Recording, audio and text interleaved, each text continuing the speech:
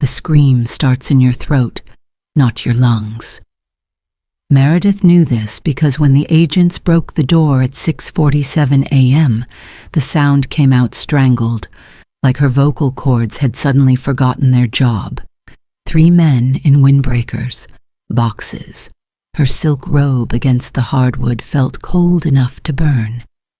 Meredith Langston, we have a warrant for seizure of assets related to... She didn't hear the rest. Her eyes caught on the dining table. Charles's coffee cup still sat there, lipstick stain on the rim from where she'd kissed it goodbye yesterday. Stupid ritual. He'd been dead 4 days and she was still kissing his ghost. An agent held up a document. Her signature sprawled across the bottom in blue ink, the fountain pen Charles gave her for their 5th anniversary. She remembered signing it. Charity Gala, 2019. He'd handed it to her between courses, said it was just paperwork for the foundation that didn't exist. Her knuckles went white on the door frame. Teeth started to ache. That scream, still stuck. Here's the thing about being Mrs. Charles Langston. You learn to smile through math you don't understand. For 30 years, Meredith played the part. She showed up at donor dinners in dresses that cost more than most people's mortgages, laughed at jokes about hedge funds she'd never researched, and signed papers her husband slid across the breakfast table with that easy charm of his. Just trust me, darling. And she did. God, she did. Charles managed $340 million in client assets. He drove a Tesla, donated to the opera, made 20% returns when everyone else was losing their shirts in 2008. Financial genius, they called him. Pillar of the community. The man who could make money grow on concrete. What they didn't call him? A thief. 4 days after his heart attack, the FBI showed Meredith the real numbers. Not millions. Debt. $12 million in liabilities. Ponzi scheme. Fraud dating back to 1997. And every incriminating document, every shell company, every fake account statement, every forged wire transfer bore one signature. Hers. She'd been signing her own arrest warrant in cursive for 3 decades, one charity gala at a time. The signature haunted her through the funeral. Meredith stood in the back of St. Augustine's. Charles would have wanted the cathedral. All that Gothic marble and the stained glass that cost someone's retirement fund, and watched people cry over a man they didn't know. Real tears, too. Margaret Whitmore actually sobbed into her Hermes scarf. The same Margaret who'd whispered at the club last month that Meredith's Botox was a bit much for 58. Now she was grieving. The eulogy started at 11:00 sharp. Charles's college roommate went first, told some sanitized story about late-night study sessions and Charlie's brilliant mind for numbers. Sanitized. That's the word. They'd scrubbed Charles clean, turned him into this 2-dimensional saint who provided for his family and gave back to the community. Provided, gave back. Meredith's molars ground together. Her jaw hurt the same way it had when the agents left, that bone-deep ache that comes from clenching too hard for too long. She'd done that a lot lately, clenched, swallowed, smiled. The thing about being a widow at your husband's funeral is everyone expects the performance. They want the dabbed eyes, the dignified nod, the brave little speech about Charles would have wanted us to celebrate his life, not mourn his death. Hallmark card bullshit. She couldn't do it. Instead, she counted. Counted the flowers. 47 arrangements. Mostly lilies because Charles said once in 1993 that he liked them. Counted the attendees. 216 people, half of whom she'd never met. Counted the lies in each eulogy. 7 in the first speech alone. Charles's business partner, Derek Hahn, took the podium next. He cleared his throat 3 times before speaking. Nervous tell. Meredith recognized it from 1,000 client dinners where Derek would pitch investments he didn't believe in. Charles was a mentor, a visionary, the kind of man who saw opportunities where others saw risk. Opportunities. Right. Derek saw opportunities too, like the opportunity to vanish the second the FBI started asking questions. His secretary claimed he was traveling abroad. No return date, no forwarding information. Just gone. Like smoke. Like all that money Charles supposedly managed. Wait, that's not right. Derek didn't vanish because he was guilty. He vanished because he was smart. Meredith's hands twisted the funeral program into a tight spiral. The paper cut into her palm, sharp, specific pain that felt honest compared to everything else. She welcomed it. 48 hours ago, she'd been planning Charles's memorial, selecting readings, approving the flower arrangements, playing the role so completely that she'd almost forgotten the raid happened. Grief has this way of eating your memory, making you stupid. She'd leaned into it, let herself believe that maybe the agents made a mistake, that the documents were forged, that Charles would never. The lawyer found her in the church parking lot between the service and the reception. His name was something generic. Tom? Tim? And he wore a suit that screamed, "I handle estates, not criminal defense." He approached while she was standing next to Charles's empty parking spot, staring at the oil stain on the concrete where the Tesla used to sit. Government impound now. Everything was government impound. Mrs. Langston. "I'm so sorry for your loss." His voice had that rehearsed sympathy, the kind funeral director's perfect. "I have something from Charles. He left specific instructions."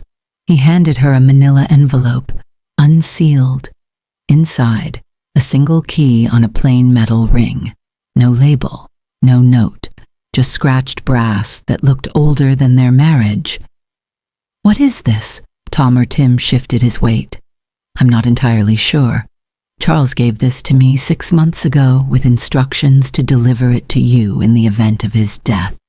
He didn't explain further." 6 months ago. The timeline hit her like cold water. 6 months ago was August. Charles had been alive, healthy, jogging every morning and complaining about his cholesterol. No heart symptoms, no warnings. But he'd been planning for this? Planning for his death? Or planning for her discovery? "There's an address on file." The lawyer produced a second paper. "A storage facility, Unit 237. It's been paid through the end of the year." The address was in Riverside, the bad part, where the warehouses gave way to check-cashing stores and motels that rented by the hour. Charles had never set foot in Riverside in his life. She was sure of it, except she wasn't sure of anything anymore. Why would he? She stopped. The lawyer's face already told her he didn't have answers, just instructions from a dead man. The key felt heavier than it should, like it weighed the same as all those signatures, all those years of just trust me. The key was still in her coat pocket when Prosecutor Gavin Cross summoned her to his office. Not invited, summoned. The email came at 11:47 p.m. 3 days after the funeral. Subject line, "Re. Langston Financial Investigation. Your cooperation required." Required. Like she had a choice. Like she was already guilty, and this was just paperwork. Cross's office sat on the 14th floor of the federal building downtown, all glass and steel, and the kind of view that reminded you the government could afford better real estate than you. His assistant, a woman with a tight bun and tighter smile, led Meredith through a maze of cubicles where younger prosecutors hunched over laptops, hunting their own defendants. Mrs. Langston. Cross didn't stand when she entered, 40-something, graying at the temples in that way men get praised for. Distinguished. He had one of those faces that looked trustworthy on camera, which probably explained why he kept making the evening news. "Thank you for coming." She hadn't been thanked. She'd been ordered. The conference table between them was covered in documents, stacks of them, spreadsheets, wire transfers, account statements, and there, right on top, impossible to miss, was a blown-up photocopy of her signature, blue ink, fountain pen, the same looping M she'd perfected in 7th grade. "Do you recognize this?" Cross slid the paper toward her. Her throat went dry. "That's my signature. On a document establishing Langston Capital Management, LLC, dated March 2003. He pulled another sheet. And this one? Same signature. Different date. 2007. Another sheet. 2011. Another. 2015. He kept going.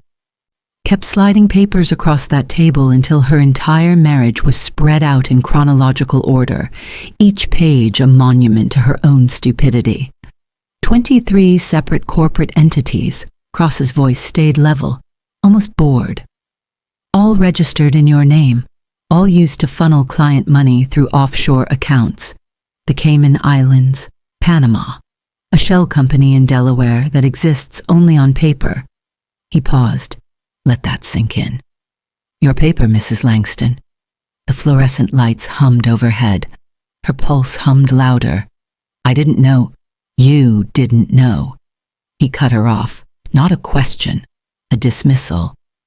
That's what they all say.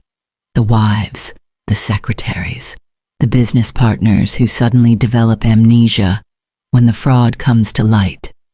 Cross leaned back in his chair, fingers steepled. "But here's the problem with your ignorance defense. You're not just a signature on documents. You're an officer, the secretary-treasurer of 6 different LLCs. You attended board meetings. I attended charity meetings." Her voice came out sharper than intended. "Charles said they were for the foundation, art programs for underprivileged kids, scholarship funds. There is no foundation." Cross opened a folder. "The Langston Educational Initiative you've been signing tax documents for? Fraudulent. It collected $2.3 million in donations over 8 years. None of it went to scholarships. Most of it went to your personal accounts." Her stomach dropped. "What personal accounts?" "I have a checking account at Wells Fargo and a savings account that Charles..." She stopped. That Charles managed. That Charles controlled. That Charles told her not to worry about. Cross saw it. That moment of recognition, that crack in her certainty. He pushed harder. "You own 3 properties in your name alone. A condo in Vail, a beach house in Malibu, a business office in Manhattan that's actually a luxury apartment." He slid photos across the table, properties she'd never seen, places she'd never been. Worth approximately $4.7 million combined, all purchased with funds from client accounts. The Manhattan apartment had floor-to-ceiling windows, hardwood floors, crown molding. It looked expensive. It looked like somewhere she'd want to live. She'd never stepped foot inside it. "I don't understand." Her hands gripped the edge of the table. Charles handled all the investments, all the accounts. "I signed what he asked me to sign because he said it was standard procedure." Cross's eyebrow lifted. "Routine business? Just trust him?" The air left her lungs. He pulled out another document, heavier paper, legal letterhead. "This is a power of attorney you signed in 1995. It gave Charles full authority to make financial decisions on your behalf." His finger traced the text, "including opening accounts, transferring assets, signing your name to documents without your explicit approval." She remembered that day, their first anniversary. Charles had taken her to dinner at Marcello's, the Italian place with the garden patio. He'd handed her the document between the antipasti and the main course, same way he'd done 1,000 times after. "It's so you're protected," he'd said. "If something happens to me, you'll have access to everything." Protected. Here's what I think happened. Cross's voice dropped lower, almost conversational. "I think Charles Langston knew the market was going to collapse, knew his Ponzi scheme was unsustainable, so he spent the last 6 months of his life transferring every liability, every fraudulent account, every illegal asset into your name." He met her eyes. "Your husband didn't die and leave you with debt, Mrs. Langston. He built you a life raft out of your own financial corpse and pushed you overboard while he went down with the ship." The key in her pocket suddenly felt like it was burning through the fabric. The life raft analogy wouldn't leave her head. Meredith drove to Riverside at 2 a.m. because she couldn't sleep and because daylight felt too exposed, too raw for whatever she was about to find. The storage facility squatted behind a defunct car wash, all rust-orange doors and security lights that flickered, like they were considering giving up entirely. Unit 237 was in the back corner, away from the main office, tucked between a unit that smelled like old newspapers and one that definitely housed someone's meth operation. The key slid into the padlock like it had been waiting 30 years for this exact moment. She expected money, stacks of cash in duffel bags maybe, offshore account numbers written on cocktail napkins, evidence Charles had hidden to protect her. No, that was stupid. He'd protected himself, built her into a shield made of signatures and legal liability. But still, she expected something valuable. What she got was a museum of failure. The unit was maybe 10 by 10, crammed floor to ceiling with the debris of Charles's abandoned hobbies. A pottery wheel covered in dust thick enough to write in, canvases stacked against the wall, half-finished oil paintings of landscapes Charles had never visited. A guitar with 2 broken strings, running shoes that had never seen pavement, golf clubs still wrapped in plastic, projects he'd started and quit, dreams he'd bought and discarded. Her breath came out in a laugh that sounded more like a cough. This was it? This was what he'd hidden? A graveyard of expensive whims purchased with stolen money. Wait, no, not just expensive. These were alibis. The pottery wheel had a receipt taped to the base, dated 2008. Right after the market crashed, when Charles should have been losing money, like everyone else but somehow wasn't. He told everyone at the club he was taking up pottery to manage stress. Showed up with a misshapen bowl he claimed to have made himself. People had laughed, called it charming, never questioned why a man managing hundreds of millions in assets had time for hobbies. Meredith kicked the wheel. It didn't move, too heavy. She kicked it again, harder, and something inside rattled. The base was hollow. She dropped to her knees. Forget the filth, forget her wool coat dragging through decades of dust, and pried at the bottom panel. Her nails broke. 2 of them. The pain felt clarifying. The panel finally gave way with a crack that echoed in the metal space. Inside, a clay sculpture, a bust. Of her. Her face frozen in terracotta, eyes blank, mouth slightly open like she was about to speak but never got the chance. Charles had made this. Actually made it. The detail was too specific to be anyone else's work. He'd captured the small scar above her left eyebrow, the asymmetry in her smile, the way her hair always fell heavier on one side. He'd seen her, really seen her. Then he'd hollowed her out. The bust was cracked down the middle. Intentionally, she realized. Not from age. Charles had split her head open and hidden something inside before gluing it back together. Poor craftsmanship. The seam was visible if you knew to look for it. She smashed it against the concrete floor. The terracotta shattered. Pieces of her face scattered across oil-stained ground. And there, among the shards, a flash drive. Small, black, generic. the kind you could buy at any pharmacy for $12. Her hand shook as she picked it up. No label, no indication of what it contained. Just solid plastic and the promise of answers she wasn't sure she wanted. The drive had a password prompt. Of course it did. She tried Charles the 1959, his birth year. Wrong. Langston. Too obvious. Wrong. Meredith? Maybe he still loved her. Maybe this was some twisted proof. Wrong. Her fingers hovered over the keyboard. What date mattered to Charles?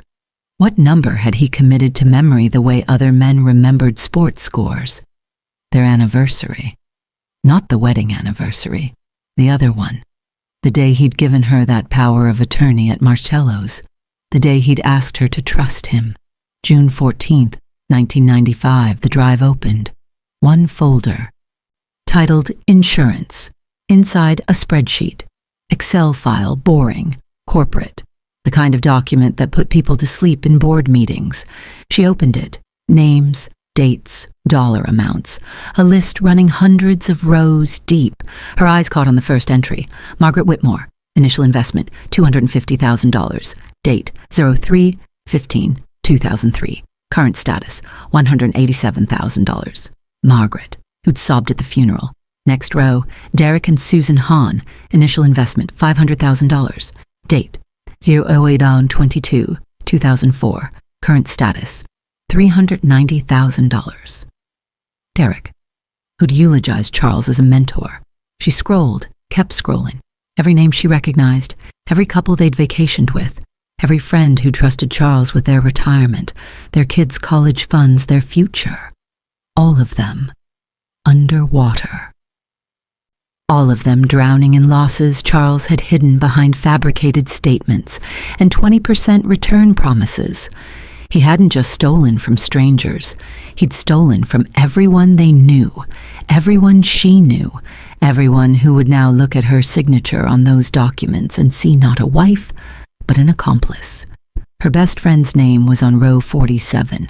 Row 47 burned into her retinas like she'd stared at the sun too long. Claudia Reeves. Initial investment, $180,000. Date, 11/09/2006. Current status, $180,000. Complete loss. Every penny gone. Claudia, who'd held Meredith's hand through 2 miscarriages. Who'd shown up at 3:00 a.m. when Meredith's mother died. Because grief shouldn't be faced alone. Who'd been the maid of honor at a wedding that now felt like a crime scene. 18 years of friendship, $180,000. Both obliterated by the same man. Meredith drove to Claudia's house at dawn because waiting felt cowardly, and because the flash drive was still hot in her pocket, evidence she needed to share, or confess, or somehow explain, even though there was no explanation that would make this survivable. The Reeves house sat in Hancock Park, one of those Spanish colonial revivals with the terracotta roof and bougainvillea climbing the walls. Meredith had been here hundreds of times. Book club meetings, birthday dinners. That Christmas party in 2019 where Claudia's husband had gotten drunk and declared Charles the only honest man in finance. Honest. She rang the doorbell. Once, twice. Heard footsteps inside, Claudia's footsteps. She knew the rhythm. Then nothing. Silence that felt deliberate. "Claudia, it's me." Her voice cracked. "I need to talk to you, please." The peephole darkened. Someone was watching. "I know about the money." Meredith pressed her palm against the door. "I found Charles's records. I didn't know. You have to believe me, I didn't." The door opened 4 inches, chain locks still engaged. Claudia's face appeared in the gap, and Meredith barely recognized her. No makeup, hair unwashed, eyes that looked like they'd forgotten how to close. "You didn't know." Claudia's voice came out flat, dead. "That's what you're going with? I swear, I never—" "You sat in my kitchen 6 months ago and told me Charles was getting exceptional returns. and maybe David and I should invest more aggressively before we miss the opportunity." The words came faster now, sharper. "You said that to my face while drinking my coffee." The memory surfaced like a drowning body. July. Claudia had made that berry crumble she always brought to potlucks. They talked about retirement. Claudia had mentioned David's 401k wasn't performing well. And Meredith. God, Meredith had suggested Charles. I thought he was actually making money. You thought, Claudia laughed. Wrong sound, like glass breaking.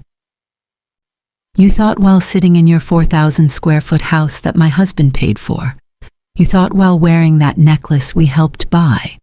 You thought while every dollar Charles invested for us was funding your life. That's not fair." "Fair?" The door slammed shut. Meredith heard the deadbolt slide into place. David had a stroke last week, stress-induced. The doctors said his blood pressure had been critical for months, but he never told me because he was trying to figure out how to tell me we'd lost everything. Claudia's voice came through the door now, muffled but audible. "He's 59 years old, and he'll never work again. We're going to lose the house, lose everything, because we trusted you. You trusted Charles." Wrong thing to say. Meredith knew it the second the words left her mouth. "You are Charles," Claudia screamed it. "Every document has your name.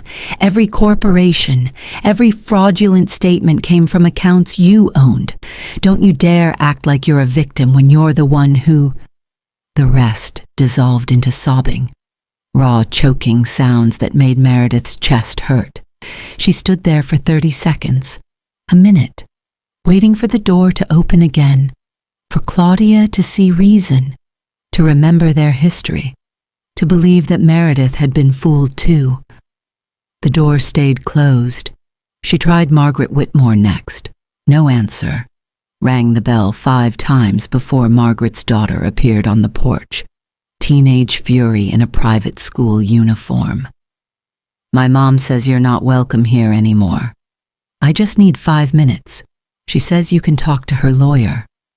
The girl crossed her arms. 17, maybe.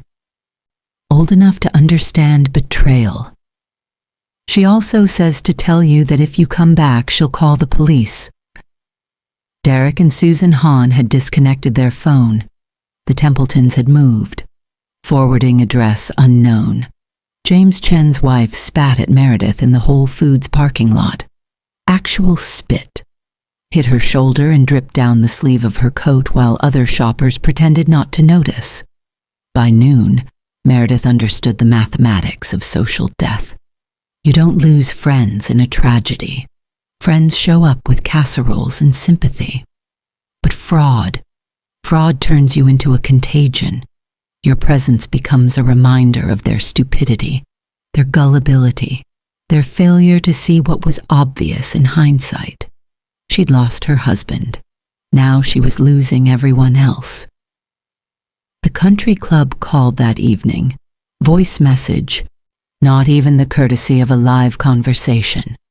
"Mrs. Langston, due to recent circumstances and member concerns, the board has voted to suspend your membership pending the outcome of the federal investigation. Your locker contents will be mailed to your residence." Suspended, not expelled. They wanted to preserve the option to welcome her back if she somehow proved innocent. She wouldn't, because the documents were real, the signatures were authentic, and the only person who could testify that she'd been tricked into signing them was dead and buried in a grave she could no longer afford to maintain. The grave maintenance bill arrived 2 days after the club suspended her membership. $473 annually for perpetual care of Charles's plot at Forest Lawn, mowing, headstone cleaning, seasonal floral arrangements, services she'd prepaid for a man who'd prepaid her destruction. She couldn't afford it, couldn't afford anything actually, because Prosecutor Cross had frozen every account with her name attached. The checking account, the savings account Charles managed, those phantom properties she'd never seen, all of it locked behind federal seizure orders while the government tallied her crimes. Her crimes. That's when she called Marcus Webb. Webb wasn't a lawyer. Not anymore. Disgraced was the word the news had used when he'd lost his CPA license in 2018 for ethics violations. Translation: he'd helped a client hide assets during a divorce and gotten caught. Spent 8 months in minimum security, came out with a felony record and expertise nobody else wanted to touch. Forensic accounting for criminals. Or in Meredith's case, for wives who'd become criminals without noticing. They met at a diner in Glendale because his office was his apartment and her house was under surveillance. Webb looked exactly like his voice sounded on the phone, tired, skeptical, wearing a suit jacket over a Dodgers t-shirt because he'd stopped caring about corporate performance somewhere around the 3rd year of probation. He ordered black coffee. She ordered nothing. Her stomach had been a clenched fist for 72 hours. "Tell me what you know." Webb pulled out a yellow legal pad. Old school, no laptop. "Start with when you first suspected something was wrong." "When the FBI broke down my door." His eyebrow lifted. "Before that." There was no before that. Her hands twisted the napkin dispenser. "Charles handled everything. I signed what he asked me to sign. I showed up where he asked me to show up. That was our arrangement." Arrangement. Webb wrote that down. For how long? 30 years. He stopped writing, looked at her like she'd just confessed to something worse than fraud. "You signed financial documents you didn't read for 3 decades. The judgment stung. She wanted to defend herself, explain that Charles was smart, that everyone trusted him, that marriage meant partnership and trust and delegation. But the words died in her throat because they all sounded like excuses for willful blindness. He called it stress management. Her voice came out quieter. Said I shouldn't worry about the boring parts of wealth, that his job was to make money, and my job was to enjoy it. Webb's jaw tightened. "Did you ever ask questions about returns, about where the money came from?" "Once." She remembered it clearly. 2012. They'd been at dinner, and she'd mentioned that Margaret Whitmore's husband had lost 40% in the market. "I asked Charles how we were still making money when everyone else was losing it." "What did he say?" "That he'd diversified, that he'd seen the crash coming." She paused. "That I was lucky to have married someone smarter than Margaret's husband." Webb made a note, underlined something twice. "Did that answer satisfy you?" It had. God help her, it had. He flipped through the spreadsheet she'd printed from the flash drive. All those names, all those losses. His finger traced the columns, moving faster than her eyes could follow. Years of practice reading numbers the way other people read novels. "Here's what I'm seeing." Webb tapped the date column. All the major losses cluster around 2 time periods, October 2008 and March 2020. Market crashes. So Charles wasn't running a Ponzi scheme the whole time. He was running legitimate investments that went bad, then using new client money to cover the losses. Webb circled a number. But 6 months ago, something changed. Look at this. Between August and December of last year. Every single account shows a liability transfer. I don't understand. The glass cliff. Webb leaned back. It's a term from corporate management. When a company knows it's about to fail, they promote a woman to CEO. That way, when it collapses, she takes the blame, and the men who actually caused the damage walk away, clean. He met her eyes. Your husband spent 6 months transferring every toxic asset, every fraudulent account, every piece of liability into your name. Then he had a heart attack. The diner's fluorescent light suddenly felt too bright. You're saying he planned this? I'm saying men don't give their wives power of attorney and then spend 30 years slowly building a financial empire in her name without a reason. Webb pulled out another document, something he'd printed himself. Look at this, the timeline. He started registering LLCs in your name in 1997, 2 years after you signed that power of attorney, right around the time the SEC started asking questions about his investment strategy. Her breath caught. He wasn't protecting you, Mrs. Langston. He was building a shield, and the moment he knew the shield was about to be tested, he stepped behind it and died. The shield metaphor wouldn't stop echoing in her skull. Webb needed proof. Not the circumstantial kind, not signatures and timelines that could be explained away as marital trust gone wrong. He needed intent, explicit, documented evidence that Charles had deliberately constructed Meredith's liability while knowing the fraud would eventually surface. We're looking for emails, Webb explained, hunched over his laptop in the diner booth that had become their makeshift war room. Internal communications, anything where Charles explicitly discusses hiding assets or transferring risk. Without that, you're just a wife who signed too many documents. I gave you his laptop. Meredith gestured at the Dell sitting between them, the one the FBI had somehow missed during the raid. There's nothing incriminating in his email. I already checked. You checked his primary account. Webb's fingers flew across the keyboard. Charles was smart. He wouldn't use his main email for anything criminal. We need to find his burner. His what? Secondary email, probably registered under a fake name or a business entity. Webb pulled up Charles's browser history. Everyone has one, the account they use for the stuff they don't want traced back. 3 hours of digging produced nothing. Charles had been careful, obsessively careful.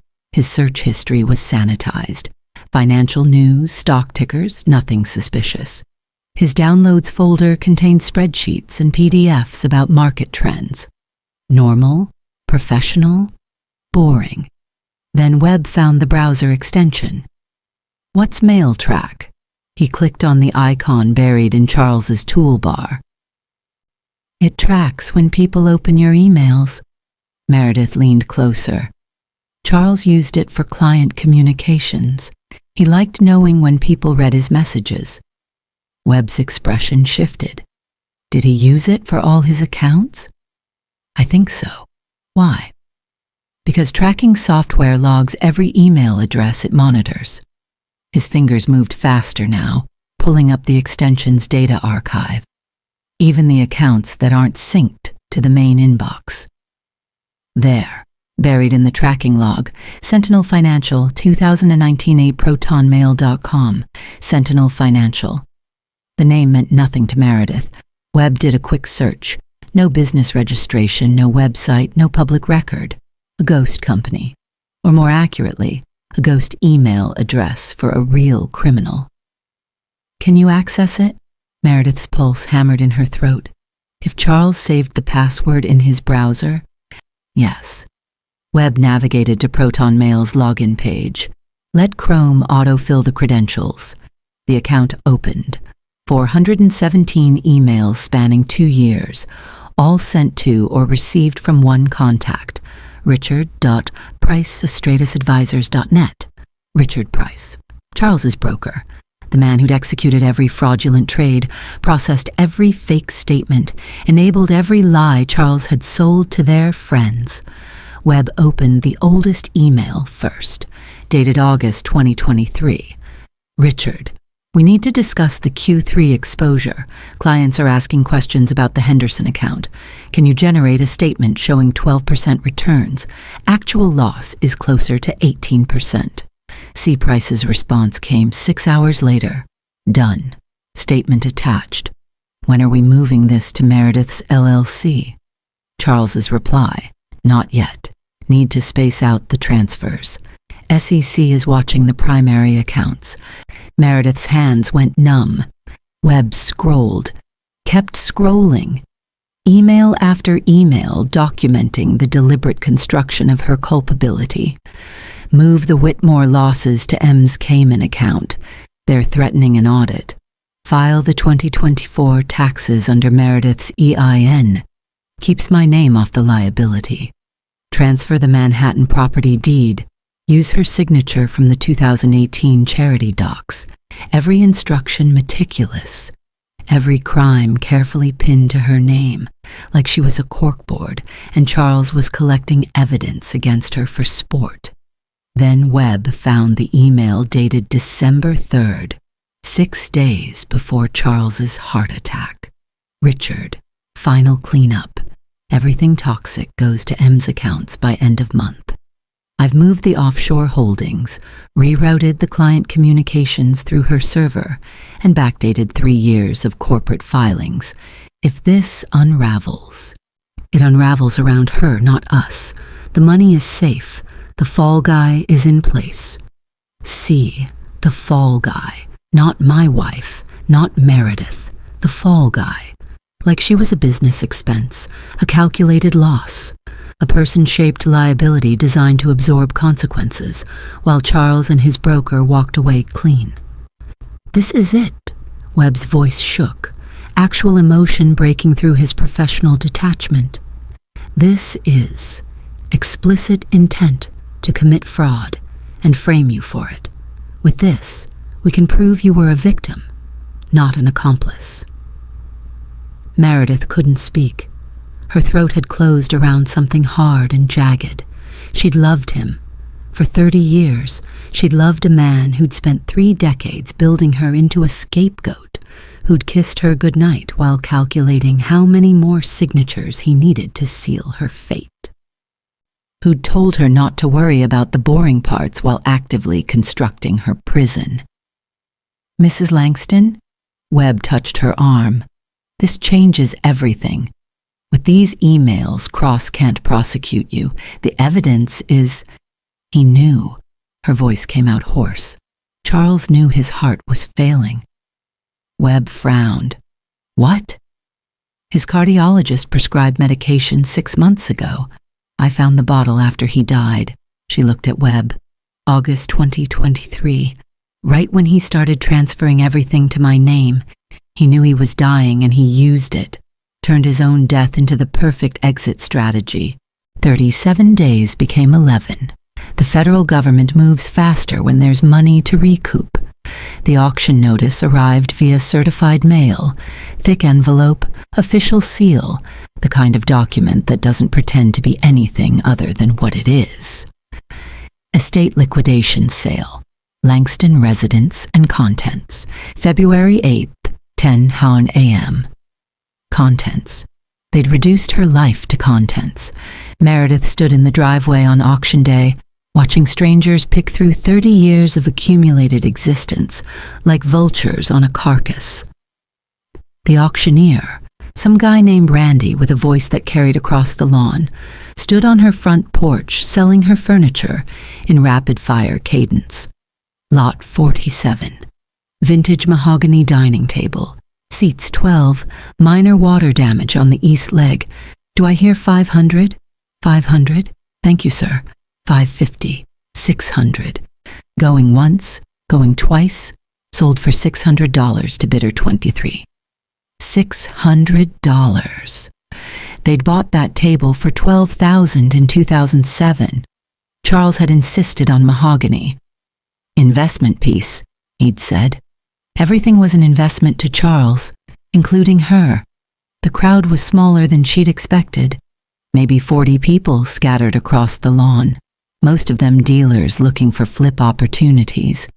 Nobody she recognized. Nobody from their old life. Just strangers monetizing her humiliation. Lot 84, her wedding ring. Randy held it up to the sunlight, let it catch and sparkle the way it had when Charles first slid it on her finger in 1995. 3 carats, platinum band, appraised at $47,000 by a jeweler who'd clearly never factored in emotional devastation. Exceptional piece, ladies and gentlemen. VS1 clarity, minimal inclusions, original certificate of authenticity included. Starting bid, $15,000. 15, a third of its value. Fire sale prices for a fire sale life. 15,000, do I hear 15? Thank you, 15,000 to bidder 41. Do I hear 16? 16,000, 17, 18. Meredith watched the number climb. Watched strangers compete for the symbol of a marriage that had been a 30-year con. The ring hit 23,000 and stalled. Going once at 23,000. Going twice. 25,000. A woman's voice, sharp, confident. Meredith turned. Couldn't see who'd bid through the crowd. 25,000 to bidder 19. Do I hear 26? Going once, going twice. Sold for $25,000 to bidder 19. The ring was gone, just like that.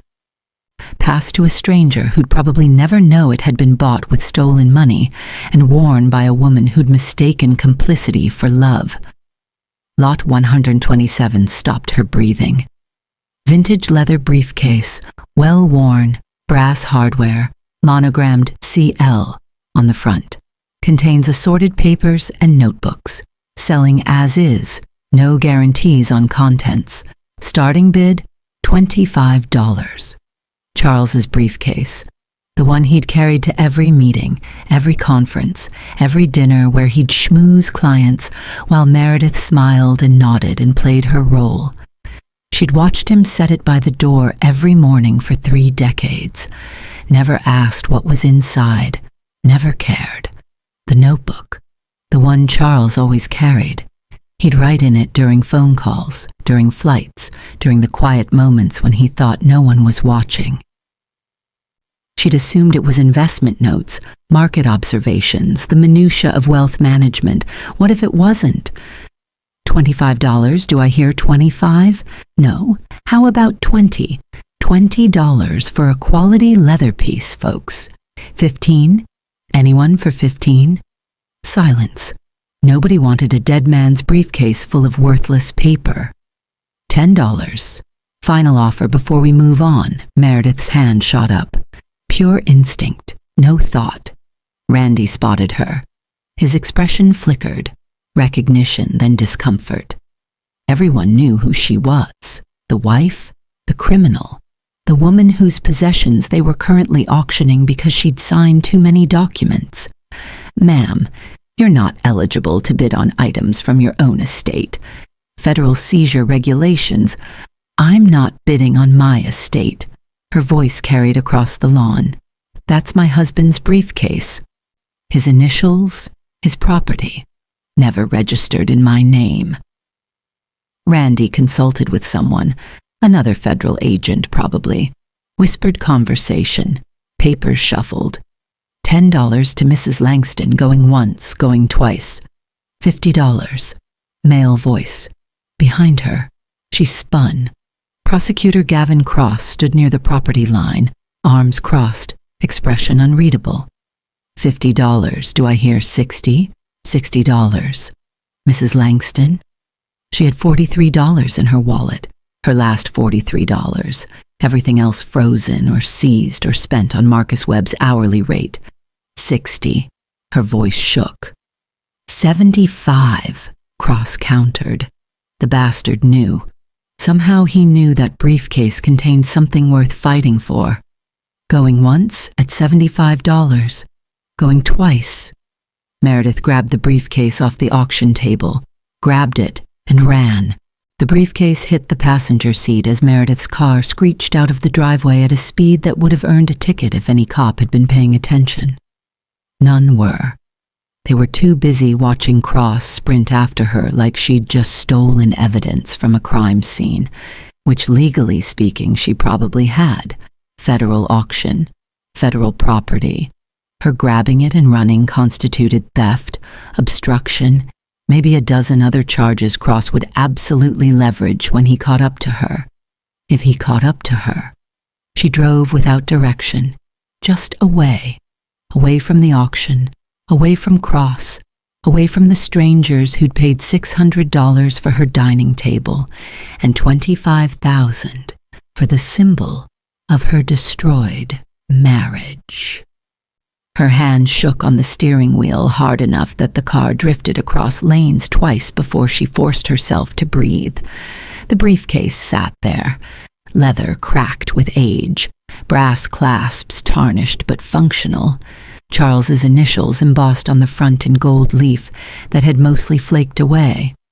She pulled into an abandoned gas station, one of those casualties of the 2020 collapse that never reopened, pumps removed, windows boarded, safe, hidden, temporary sanctuary for a woman who just committed felony theft in front of a federal prosecutor. Her fingers fumbled with the clasps, stuck, corroded from years of use. She pried them open with her car keys, breaking a nail, not caring. Inside, papers, lots of them. Old client statements, tax documents, a fossilized granola bar. Random detritus from a man who'd used this briefcase as a mobile filing cabinet for decades. And underneath it all, a black moleskin notebook, standard size, nothing special. The kind sold at every bookstore for $12. Pages worn soft from handling. Spine cracked from being opened and closed hundreds of times. She lifted it out. Heavy. Heavier than a notebook should be. All those pages filled with Charles's cramped handwriting, the script getting smaller and tighter as the years progressed, like he was trying to fit more secrets per square inch. The first entry was dated January 3rd, 1995. Started the new client acquisition strategy today. Em doesn't need to know the details. She's better at the social engineering, making people trust us, making them feel safe. I'll handle the numbers, division of labor, clean hands, dirty hands. She keeps hers clean. Meredith's throat closed. She flipped forward. March 1997. Registered the first LLC in M's name. She signed the paperwork at dinner, didn't read it, never does. That's the key. Make it routine, make it boring, make it something she trusts me to handle. Trust is the greatest exploit in finance. November 2003. The Whitmore account is underwater. Need to move the losses off my books before year-end audit. M's Cayman structure is perfect for this. She doesn't check the statements, doesn't understand offshore accounts, doesn't want to. That's what I'm counting on. June 2008. Market crash coming. Everyone can feel it. The smart money is already moving. I need to position M as the primary account holder before this hits. If the SEC comes looking, they'll find her name on everything. Protection via partnership. She'd never understand that I'm protecting myself by destroying her. That's marriage. The words blurred. Meredith's hands shook so violently the pages rattled. August 14th, 2023, Chen confirmed it today. Heart disease. Advanced. Maybe a year if I'm lucky, maybe 6 months if I'm not. Ironic. I've spent 30 years building a financial house of cards, and my actual heart is the thing that gives out first. Time to finalize the exit strategy. M takes the fall. Richard takes the money. I take the easy way out, death before prosecution. They'll call it tragedy. I'll call it timing. September 2023. Finish transferring the last accounts. Everything toxic is in M's name now. She still hasn't noticed. Still signs whatever I put in front of her. Still trusts me. God, it's almost sad how easy this was. 30 years of grooming a fall guy, and she never suspected once. The perfect wife is the perfect patsy. December 1st, 2023. This is probably the last entry.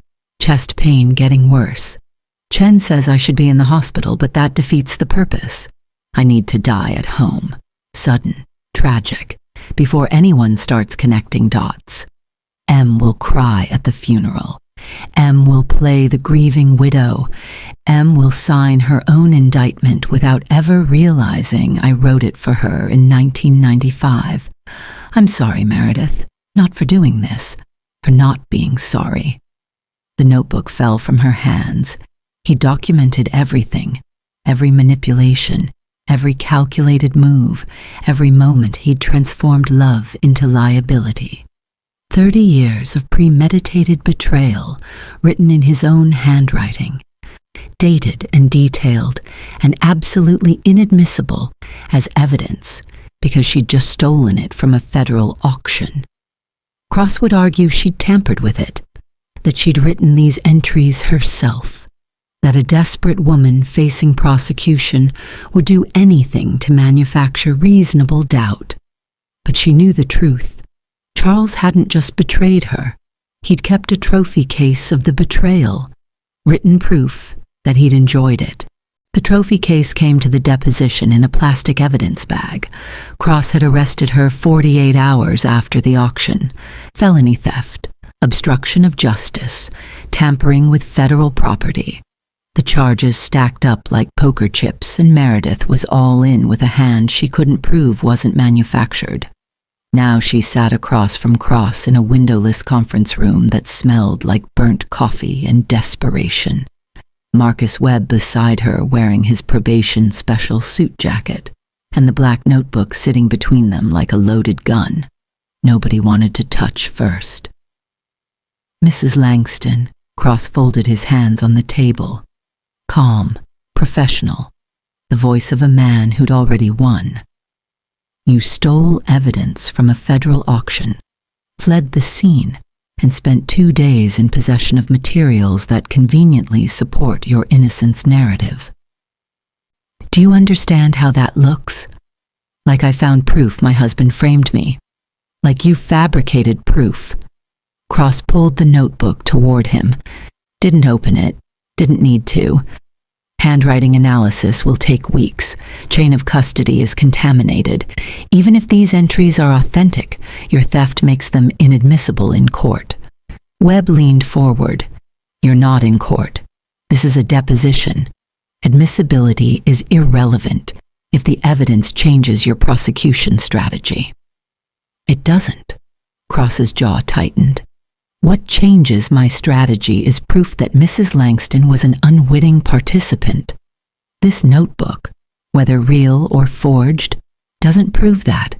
It proves Charles Langston was a sociopath. We already knew that. Meredith's pulse hammered in her ears. The entries are dated. They reference specific accounts, specific transfers. Things I couldn't have known unless your husband told you before he died, Cross cut her off. Unless you were complicit the entire time, and this is an elaborate cover story. Unless you're exactly what the evidence suggests, a co-conspirator who got cold feet after the architect died. The room tilted. Webb's hand on her arm felt distant, disconnected, like she was watching this happen to someone else. I have the emails. Her voice came out steadier than her hands. The Proton Mail account. Richard Price. Charles explicitly discusses framing me. You have emails you discovered on your husband's computer, in your home, where you had unlimited access to fabricate correspondence. Cross leaned back. I'm not saying you did. I'm saying a jury will think you did. Webb opened his briefcase, pulled out a folder. What if we told you where the money is? The air in the room changed. Meredith felt it, that shift from prosecution to negotiation, from conviction to compromise. Cross's eyes narrowed. What money? The actual money, not the phantom accounts in Mrs. Langston's name, the real offshore holdings. Webb slid a document across the table. Charles didn't just hide assets, he converted them. Cryptocurrency, established between 2019 and 2023, approximately $8.7 million in Bitcoin and Ethereum, currently sitting in cold storage wallets that have never been touched. Meredith stared at Webb. They'd never discussed this. She'd never seen this document. Cross picked up the paper, read it. His expression stayed neutral, but his knuckles went white. Where did you get this? The notebook. Webb gestured to the moleskin. Page 147. December 2022 entry. Charles lists the wallet addresses, the seed phrases, the exchange accounts he used to purchase the crypto. He was meticulous, documented everything because he never thought anyone would find it. Cross flipped through the notebook, found the page, read it twice. This could be fabricated. Test it. Webb's voice stayed level. Those wallet addresses are public blockchain records. Check them. See if the cryptocurrency is real. If it is, you have $8.7 million in recovered assets to return to victims. If it's not, you can charge Mrs. Langston with fabricating evidence, and I'll plead her guilty myself. The silence stretched. Cross stared at the wallet addresses like they were a riddle he couldn't solve. And in exchange for this information, his voice dropped. What are you asking for? Immunity. Meredith's voice surprised her. Strong, clear, final. Full immunity from prosecution. You get the money, the victims get restitution. I get my life back. You want me to let you walk away from 30 years of fraud. I want you to stop prosecuting the victim. She met his eyes. Charles spent 3 decades building me into a scapegoat. You spending 3 years prosecuting me is exactly what he wanted. He wins from the grave while the actual criminal, Richard Price, who's currently living in Grand Cayman spending client money, walks free. Cross's jaw worked. Price fled the country. Because you've been too busy chasing me to chase him. Meredith leaned forward. I'm offering you a win. $8 million in recovered assets. A living conspirator you can actually prosecute. And the truth about how Charles Langston turned his wife into a weapon he only fired after he was dead. Cross looked at the notebook, at the wallet addresses, at the choice between punishing a widow and recovering stolen money. I'll need to verify these addresses. Verify them. Webb closed his briefcase. We'll wait. The wait lasted 6 hours. 6 hours of sitting in that conference room while Cross and his team verified wallet addresses, traced blockchain transactions, and confirmed that Charles Langston had indeed converted $8.7 million in stolen client funds into cryptocurrency that had been sitting untouched since his death. 6 hours of watching Cross's expression shift from skepticism to resignation to something that looked uncomfortably close to respect. The immunity deal came through at 11:43 p.m. Full prosecutorial immunity in exchange for cooperation, testimony against Richard Price if he was ever extradited, and forfeiture of any remaining assets in her name. Meredith would walk away with nothing. No house, no savings, no wedding ring purchased with stolen money, but she'd walk away free. She signed the agreement with the same fountain pen she'd used to sign everything else Charles had ever put in front of her. The irony tasted like copper. One question. Cross's voice stopped her at the door. Did you really not know? 30 years. All those signatures. You never once suspected? Meredith turned, looked at the man who'd spent 3 months trying to destroy her life because Charles had spent 30 years building the blueprint. I knew my husband was smarter than me. I knew he made money when other people lost it. I knew our life was comfortable and I didn't have to worry about the boring parts. She paused. What I didn't know was that willful ignorance is a luxury purchased with other people's ruin. I do now. She left before he could respond. 18 months later, Meredith Langston sat in a cramped office above a nail salon in Pasadena, doing forensic bookkeeping for small businesses that couldn't afford the big accounting firms. Her desk was second-hand, her laptop was refurbished, her apartment was a studio with water stains on the ceiling, and neighbors who argued in 3 languages through walls thin enough to hear heartbeats. It was the most honest life she'd ever lived. The work was simple. Review ledgers, find discrepancies, flag potential fraud before it metastasized into the kind of catastrophe that destroyed lives. She'd become an expert at spotting the patterns, the small inconsistencies that signaled someone was cooking books, the signature workflows that indicated embezzlement, the red flags she'd missed in her own life for 3 decades. Her clients were mostly women. Small business owners, single mothers, immigrants, trying to build something legitimate in a system designed to exploit the financially illiterate. They came to her because she was cheap and because Google reviews mentioned she understood complicated situations. Translation: she'd been the fall guy and lived to tell about it. Margaret Whitmore's restitution check had arrived 4 months ago. $73,000, partial recovery from the cryptocurrency seizure. Margaret hadn't cashed it. Instead, she'd appeared at Meredith's office unannounced, check in hand, mascara running. "I'm sorry," 2 words. 30 years of friendship distilled into 8 letters. Meredith had accepted the apology, declined the coffee invitation. Some bridges burned too completely for reconstruction, but the hate had faded. Hate required energy she didn't have anymore. Claudia never reached out. David Reeves died 6 months after his stroke. Meredith sent flowers to the funeral. They were rejected. Richard Price was arrested in Grand Cayman 8 months ago. Extradition hearing pending. Cross had called to ask if she'd testify. She'd said yes. Not for justice. Justice was a luxury like everything else, but because someone needed to say out loud what Charles had done. Someone needed to name it. The naming mattered.